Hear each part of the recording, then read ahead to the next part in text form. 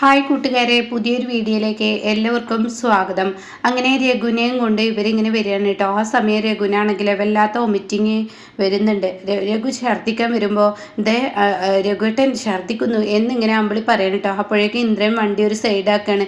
രഘുവിൻ്റെ ഈ അസ്വസ്ഥതയൊക്കെ മാറട്ടെ, എന്നിട്ട് നമുക്ക് വണ്ടി എടുക്കാമെന്ന് പറയുന്നുണ്ട് കേട്ടോ. ഇതിനിടയ്ക്ക് വെള്ളം ഉണ്ടോ മോളെ എന്ന് മാഷ് ചോദിക്കുന്നുണ്ട് കേട്ടോ. ഇല്ല, വാങ്ങണം അച്ഛാ എന്ന് പറയുന്നുണ്ട്. അങ്ങനെ ഇന്ദ്രൻ വെള്ളം വാങ്ങാനായിട്ട് പോവുകയാണ് കേട്ടോ. എന്നാൽ ഈ സമയം രഘുവാണെങ്കിലോ ഗ്ലാസ്സിന് പുറത്തിലൂടെ ഇങ്ങനെ ഛർദ്ദിച്ചു കൊണ്ടിരിക്കുന്നുണ്ട്, നിർത്താതെ ഛർദ്ദിക്കുന്നുണ്ട് കേട്ടോ. ദേ രഘുവേട്ടാ എന്തായി കാണിക്കുന്നത് എന്നിങ്ങനെ പറയുന്നുണ്ട്. അപ്പോൾ ഈ സമയം മാഷ് പറയണേ, അവൻ കുടിച്ച് കയറ്റിയതൊക്കെ അങ്ങ് പോരട്ടെ, അതായിരിക്കും നല്ലത് എന്ന് പറയുന്നുണ്ട് കേട്ടോ. ഇതേ സമയം ഇവിടെ ഇന്ദ്രനാണെങ്കിൽ വെള്ളം കൊണ്ടുവരികയാണ്. എന്നാൽ ഈ സമയം ഇവിടെ വേഗം അനുപമൊക്കെ വിളിക്കാൻ വേണ്ടി അമ്പിളി ആവശ്യപ്പെടുകയാണ്. അനു ആകെ പേടിച്ചിട്ടുണ്ടാവും, നീ ഒന്ന് വിളിച്ച് പറയും ഇന്ദ്ര എന്ന് പറയുന്നുണ്ട് കേട്ടോ. ആ സമയം അത് കേട്ടപാടെ ശരിയെന്നും പറഞ്ഞിട്ട് അനുപമക്ക് വിളിക്കുകയാണ് കേട്ടോ. ഈ സമയം സുശീലയാണെങ്കിലോ നാളെ ടൂറിന് പോകാനുള്ളതാണ്, അവൻ എത്തില്ലേ എന്ന് പറയുമ്പോൾ ആ ടൂറിന് പോകാൻ ഇനിയും സമയമുണ്ടല്ലോ, അപ്പം എന്തായാലും എത്തുമെന്നും പറഞ്ഞിട്ട് അവിടെ നിന്ന് പോകുന്നുണ്ട്. ഇത് ഇന്ദ്രട്ടൻ്റെ വീടാണ്, വീട് ഞങ്ങളുടെ പേരിൽ അല്ലെങ്കിൽ ഇന്ദ്രട്ടൻ വാങ്ങിച്ച വീടല്ലേ എന്നും പറഞ്ഞിട്ട് സുശീലയെ ഒന്ന് മെരുക്കിയിട്ടാണ് കേട്ടോ പോകുന്നത്. അപ്പോഴാണ് അങ്ങോട്ടേക്ക് അനുപം അങ്ങനെ അലക്കുന്ന സമയത്ത് ഇന്ദ്രൻ്റെ ഫോൺ കോൾ എത്തുന്നത്. അനുപം വേഗം ഫോൺ എടുക്കുകയാണ് കേട്ടോ. ഹലോ ഇന്ദ്രട്ട, എന്തുണ്ട് വിശേഷങ്ങൾ? ആ കുഴപ്പമൊന്നുമില്ല, എന്തായാലും രഘുവിനെ കിട്ടിയോ? ആ രഘുവിനെ കിട്ടിയിട്ടുണ്ട്, എന്തായാലും പേടിക്കാനൊന്നുമില്ല, രഘുവിനെ ഇവിടെ വെച്ച് കിട്ടിയിട്ടുണ്ട്. ആരൊക്കെയുണ്ട്? അമ്പിളി ചേച്ചിയും ഉണ്ട്, അതുപോലെ തന്നെ അച്ഛനും ഉണ്ട്. ഞങ്ങളെല്ലാവരും പഞ്ചരത്നത്തിലോട്ട് പോയിക്കൊണ്ടിരിക്കുകയാണ്. അയ്യോ, അപ്പം നാളത്തെ ടൂറോ? അതൊന്നും വിഷയമാക്കണ്ട, ഞാൻ എത്തിക്കോളാം, അല്ലെങ്കിൽ അമ്മ ഇവിടെ കലിപ്പിലാണ്. അതിനിടയ്ക്ക് ഇനിയിപ്പോൾ അങ്ങോട്ടേക്ക് പോയെന്ന് പറഞ്ഞാൽ അതൊന്നും നീ പറയണ്ട, ഞാൻ എത്തിക്കൊള്ളാം, എന്തായാലും നീ ഫോൺ വെച്ചോ എന്നും പറഞ്ഞിട്ട് ഈ വിവരം അറിയിക്കാൻ വേണ്ടി വിളിച്ചതാണെന്ന് പറഞ്ഞിട്ട് ഫോൺ വെക്കുന്നുണ്ട് കേട്ടോ. എന്നാൽ ഈ സമയം ഇപ്പുറത്ത് വിനയം ഭാനുമ്മയുടെ അടുത്ത് ക്ഷണിക്കാൻ വേണ്ടി ചെന്നിരിക്കുകയാണ്.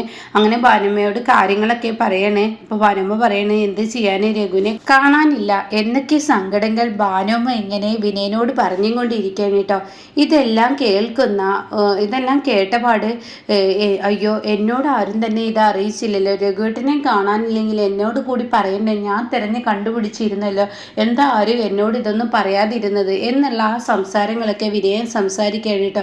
അപ്പോൾ ഇതേ സമയം ഭാനുമ്മ പറയണ, മോനെ ഇത് കുറച്ച് നേരമായിട്ടുള്ളൂ, ഒത്തിരി നേരമായി വിനയനെ കാണാഞ്ഞിട്ട്, വിവരം അറിയിക്കാൻ എൻ്റെ ഒരു ഫോണോ കാര്യങ്ങളോ ഒന്നും തന്നെ ഇല്ല, ഇപ്പോൾ മാഷും അമ്പിളിയും കൂടി വന്നിട്ടുണ്ട്, അവർ തിരക്കി പോയിട്ടുണ്ട് എന്നൊക്കെ അങ്ങനെ പറയണം കേട്ടോ. ഇതേ സമയം വിനയൻ പറയണേ, എന്നാൽ ശരി, ഞാനിവിടെ ഇരിക്കുന്നില്ല, ഞാൻ പെട്ടെന്ന് പോയിട്ട് വിനയൻ രഘുവിനെ കണ്ടെത്താൻ പറ്റുമോ നോക്കട്ടെ, രഘുവേട്ടനെ കണ്ടെത്താനുള്ള ആ ഏർപ്പാട് ഞാൻ ചെയ്തു തരാം എന്നൊക്കെ പറയണേ. അപ്പോൾ ആ സമയം കാണാം ദാസ് അങ്ങോട്ടേക്ക് കയറി വരുന്നത്. ദാസിനെ കാണുന്ന വിനയൻ അവിടെ നിൽക്കുകയാണ്. അപ്പോൾ ഉടൻ തന്നെ ദാസ് പറയണേ, വിനയ, ഞാനാണ് വിനയൻ, പിന്നെ എപ്പോൾ വന്നു? കുറച്ച് നേരമായി, എൻ്റെ കടയുടെ ഉദ്ഘാടനമാണ്, അത് ക്ഷണിക്കാൻ വേണ്ടി, എല്ലാവരെയും ക്ഷണിക്കാൻ വേണ്ടി വന്നതാണ്. ഓ ആയിക്കോട്ടെ, എന്നാൽ ഞാൻ രഘുവേട്ടനെ തിരക്കി ഇറങ്ങട്ടെ എന്ന് പറഞ്ഞു കൊടുക്കണേ. അതിൻ്റെ ഒന്നും ആവശ്യമില്ല വിനയ, അതെന്താന്ന് ചോദിക്കുകയാണ്. അപ്പോഴേക്കും ഭാനുമ്മ എന്തായി രഘുവിൻ്റെ വിവരം എന്ന് ഭാനുമ്മ ചോദിക്കുന്നു. ആ സമയം ഉടൻ തന്നെ ദാസ് പറയണം, രഘുവിനെ കിട്ടിയിട്ടുണ്ടെന്ന് പറയണേ. എന്ത്, രഘുവിനെ കിട്ടിയെന്നോ? അതെ, രഘുവിനെ കിട്ടി, രഘുവിനെയും കൊണ്ട് പഞ്ചരത്നത്തിലോട്ട് ഇന്ദ്രനും അതുപോലെ തന്നെ ബാക്കിയുള്ളവരെല്ലാവരും അങ്ങോട്ടേക്ക് പോയിരിക്കുകയാണെന്നുള്ള സത്യം വെളിപ്പെടുത്താണ് കേട്ടോ. അത് കേൾക്കുന്ന വിനയ, ആണോ, കിട്ടിയോ? അതെ കിട്ടി, രഘുവിനെ കിട്ടിയെന്നൊക്കെ ഇങ്ങനെ പറയാണ്. എന്തായാലും അമ്പിളിയൊക്കെ ചേർന്നിട്ട് കൊണ്ടുപോയി, ഇനി പ്രശ്നത്തിനെല്ലാം പരിഹാരമായി, ഇനി പേടിക്കാനൊന്നുമില്ല, അമ്പിളിയെ ഇടപെട്ടതുകൊണ്ട് തന്നെ ഇനി രഘു പഴയ രഘുവാവും എന്നുള്ള സത്യങ്ങളൊക്കെ വിളിച്ചു പറയുകയാണ് കേട്ടോ. അതത്ര വല്ലാതെ അങ്ങ് വിനയന് ദഹിക്കില്ല. എന്നാൽ ഈ സമയം ഭാനുമായി ഈശ്വര രക്ഷപ്പെട്ടു, സമാധാനമായി, അവൻ്റെ കാര്യത്തിൽ ഒരു ടെൻഷൻ ഉണ്ടായിരുന്നു, ഇപ്പോൾ ആ ടെൻഷൻ അങ്ങ് മാറിക്കിട്ടിയെന്ന് പറയുന്നുണ്ട് കേട്ടോ. ഇതേ സമയം രഘുവിനെ തന്നെയാണ് കാണിക്കുന്നത്. പോകുന്നതിനിടയ്ക്ക് ഒരുപാട് ബുദ്ധിമുട്ടുകൾ രഘു കാണിച്ചും കൊണ്ടിരിക്കുകയാണ്. കുടിച്ചതെല്ലാം ഛർദ്ദിക്കണമല്ലോ, ആ ഛർദ്ദിയുടെ അസ്വസ്ഥതയും, വണ്ടി ഇങ്ങനെ നീങ്ങുന്നുണ്ട്, ഗ്ലാസിന് പുറത്തുകൂടെ ഛർദ്ദിക്കുന്നുണ്ട്. അപ്പോൾ ഇന്ദ്രൻ പറയുന്നുണ്ട്, ഇതൊന്നും ഇത്ര വിഷയമാക്കണ്ട അമ്പിളി, എന്തായാലും കുഴപ്പമില്ല, അതൊക്കെ ഛർദ്ദിച്ചത് പോരുന്നതാണ്, വീട്ടിൽ ചെന്ന് തല നന്നായി കഴുകിയാൽ മതി എന്നൊക്കെ ഇങ്ങനെ പറയുന്നുണ്ട്.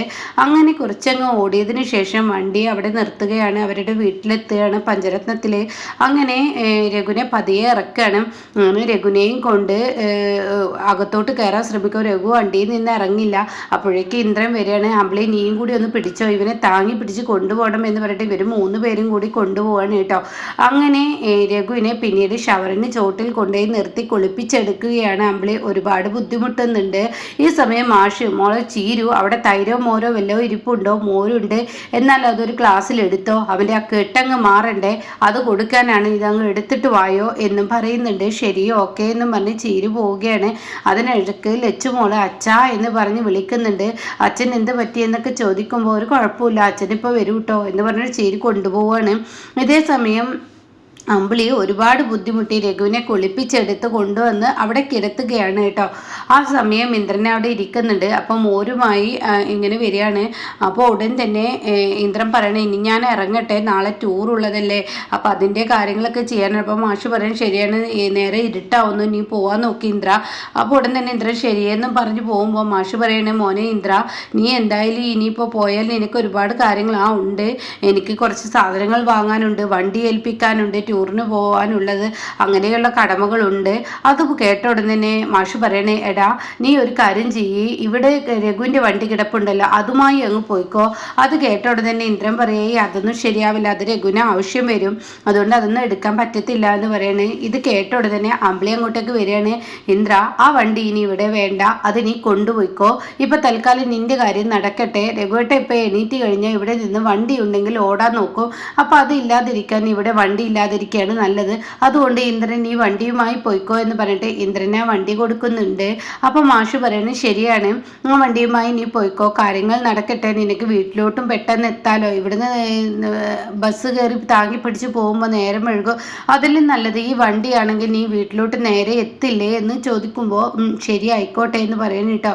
ഇതേ സമയം എങ്ങനെയുണ്ട് രഘുവിനെ എന്ന് ചോദിക്കുന്നുണ്ട്. ആ സമയം രഘുവേട്ടൻ കുളിപ്പിച്ച് അവിടെ കിടത്തിയിട്ടുണ്ട് എന്നിങ്ങനെ പറയുന്നുണ്ട് കേട്ടോ. ഈ സമയം കാണിക്കുന്നത് വിനയനാണ്. വിനയൻ അത്ര ദഹിച്ചിട്ടില്ല. രഘു അമ്പിളി ഒന്നാവുന്നത് വിനയനെ സംബന്ധിച്ച് വലിയൊരു പ്രതിസന്ധി തന്നെയാണല്ലോ.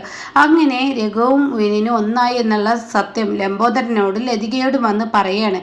ഞാൻ എല്ലാ കാര്യങ്ങളും എല്ലാവരോടും പറഞ്ഞു. ആ സമയം അവിടെ വെച്ചാണ് എന്നോട് ഇക്കാര്യങ്ങളൊക്കെ പറഞ്ഞത്. വിനയനും ഈ പറയുന്ന വിനയൻ ലംബോദരനോട് പറയണം കേട്ടോ. അപ്പം അത് കേട്ട ഉടനെ എന്താടാ രഘു ഒന്നായിക്കോട്ടെ, രഘു അമ്പിളി ഒന്നാവുകയെന്നെ വേണ്ടത്, ഇനി അവരുടെ ജീവിതത്തിലെ പ്രശ്നങ്ങളൊക്കെ തീരും എന്ന് പറയണേ. അങ്ങേര് ഇത്ര നല്ലവനൊന്നല്ല, അങ്ങേര് ഇത്ര നല്ലവനാണെങ്കിൽ മാത്രമാണ് അതൊക്കെ ചെയ്യാൻ പറ്റത്തുള്ളൂ എന്നൊക്കെ ഇങ്ങനെ പറയുമ്പോൾ എടാ നീ ഒരു കാര്യം ചിന്തിക്കണം, പണ്ട് രഘു നിനക്ക് ഒരുപാട് സഹായം ചെയ്തിട്ടുണ്ട്, നീ ചെയ്ത തെറ്റുകളെല്ലാം മറച്ചു വെച്ച് ചീരുവിനെയും നിന്നെയും ഒന്നിപ്പിക്കാൻ ഈ പറയുന്ന രഘു നിനക്കൊപ്പം നിന്നിട്ടുണ്ട്, അതൊന്നും നീ മറക്കരുത്, അത് അങ്ങേർക്ക് എന്തെങ്കിലും ആവശ്യം നിറവേറാനുള്ളത് കൊണ്ടായിരിക്കും. അങ്ങനെയല്ല വിനയ, നീ പറയുന്നത് കേൾക്ക്, ഇപ്പോൾ നീ അവർക്കൊപ്പം നിന്നിട്ട് അമ്പിളിയെ രഘുവിനെ ഒന്നാക്കാൻ തന്നെ നോക്കുകയാണ് വേണ്ടത്, അല്ല എങ്കിൽ നീയും ചീരുവും തമ്മിലുള്ള ജീവിതത്തിന് അത് തടസ്സം വരും, അതുകൊണ്ട് നീ പറയുന്നത് കേൾക്കുക എന്നൊക്കെ അങ്ങനെ പറയുന്നുണ്ട് കേട്ടോ. ഇതിനിടയ്ക്ക് മാഷ് പറയുന്നുണ്ട് എന്തായാലും എൻ്റെ അമ്പിളി രഘു ഇപ്പോൾ പ്രശ്നം തീർന്നു, ഇനി സ്നേഹമുള്ളവളാണ് അമ്പിളി, അതുകൊണ്ട് തന്നെ രഘുവിനെ എന്തായാലും തൻ്റെ ഒപ്പം നിർത്താൻ നോക്കും, രഘുവിനെ പഴയ രഘുവിലോട്ട് കൊണ്ടുവരുന്ന പ്രതീക്ഷ എനിക്കുണ്ട്.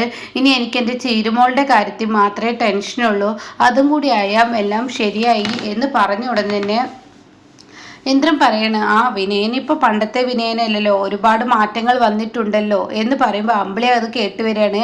അപ്പം അമ്പിളി പറയണേ അച്ഛൻ അക്കാര്യത്തിൽ ടെൻഷൻ അടിക്കൊന്നും വേണ്ട, വിനയൻ ഇപ്പോൾ പണ്ടത്തെ വിനയനല്ല, വിനയന് ഒരുപാട് പക്വതയും പ്രാപ്തിയും ഒക്കെ ആയിട്ടുണ്ട്, അതുകൊണ്ട് തന്നെ കട ഉദ്ഘാടനം ഒന്നും അങ്ങ് കഴിഞ്ഞോട്ടെ, പിന്നീട് ചീരുവിൻ്റെയും വിനയൻ്റെയും ജീവിതം ഒന്നാവുന്നത് നമുക്ക് കാണാമെന്നൊക്കെ പറയാൻ കേട്ടോ. അപ്പം ഇങ്ങനെയൊക്കെയുള്ളൊരു എപ്പിസോഡാണ് ഇപ്പോൾ ലാസ്റ്റ് വന്നിരിക്കുന്നത്.